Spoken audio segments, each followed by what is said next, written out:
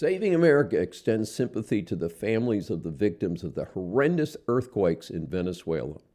10 days ago, earthquakes measuring 7.2 and 7.5 hit parts of Venezuela. The death toll shot past 1,430, and the damage is so extensive, additional deaths may still be discovered.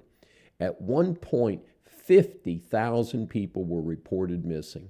The two quakes happening just 39 seconds apart followed a known fault line that runs diagonally through the country. It impacted the capital of Caracas, where I have watched news reports with major buildings in ruins. An adjacent coastal state of La Guaira experienced some of the most devastating damage. On the positive side, Venezuela is now part of the international community with the removal of dictator Maduro earlier this year. So aid is flooding in from around the world. 1,600 teams from around the world at last count. Since the main airport was damaged in the earthquake, it's difficult to get aid to where it needs to go. Also, after decades of failed governance, the infrastructure of the country is not in a position to respond to such a disaster.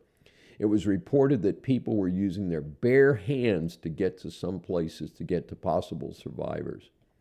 I'm not an expert on earthquakes, but in my research I learned that the U.S. Geological Survey said part of the cause for the huge casualties was due to the region's infrastructure. Further, the quakes occurred at shallow depths, making the damage even worse. Tremors were even felt in the neighboring countries of Colombia and Brazil. I was in the Amazon part of Venezuela in late December while visiting Colombia. So indeed, the two countries share a common terrain. I am glad to see that the friends that I made in Colombia were not impacted. Thanks for joining us. We really appreciate your feedback and concerns. And remember, you can always like, comment, and subscribe right below. And if you've got any ideas for a specific episode or topic, be sure to let us know in the comments. And we generally not only read all the comments, we try and take action based on them. And you can also see us at our website, drdavesavesamerica.com.